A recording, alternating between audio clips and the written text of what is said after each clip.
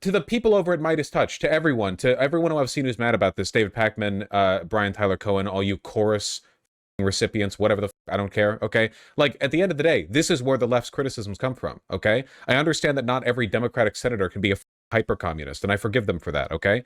The problem is that these people are so compliant with capital that when the moment strikes, they fold. And do not be mistaken. This was 100% a revolving door villain strategy, okay? If two of these Democrats who turned coat would not have, if they had changed their vote back to a no, two other Democrats would have been pressured into yes. Maybe Schumer would have, who knows, you know? But they had other people on the back burner. There are very few genuine people in government. There used to be a lot more. I bet you that back during the 1950s, 1960s, 1970s, maybe not the 1980s. I'd be willing to bet that within the Democratic Party, a majority of the people there were, don't get me wrong, compliant with capital, liars. Sure, they're politicians. They lie all the time. But overall, in the broadest sense, there's some degree of sincerity. There's a political project they believe in. They advocate for it. I think LBJ felt that way. I think the people around LBJ, for the most part, felt that way.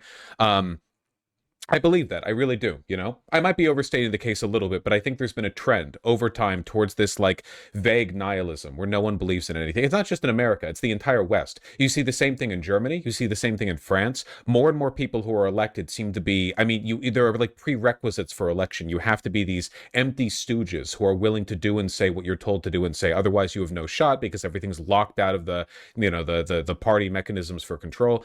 All I'm saying, I guess, at the end of the day is, like, this is where the criticisms come from, okay? Even if you don't want socialism, you must agree with the socialist critique of the Democratic Party, okay? The DSA is not just there to implement fully automatic luxury communism. The DSA is there to save this country from Democrats like this.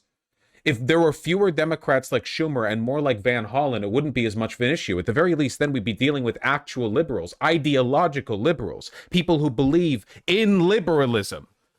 These people don't believe in anything. They don't believe in liberalism. They don't even believe in capitalism, because even like people who believe in capitalism in the vaguest sense would be more antitrust than what you get from the current crop of Democratic senators. They don't have any principles whatsoever. So how do you even fight them? The only way you fight them is by like going up against the monster of money and PR that backs them. Like the way AIPAC shows up with millions in hand to challenge progressive,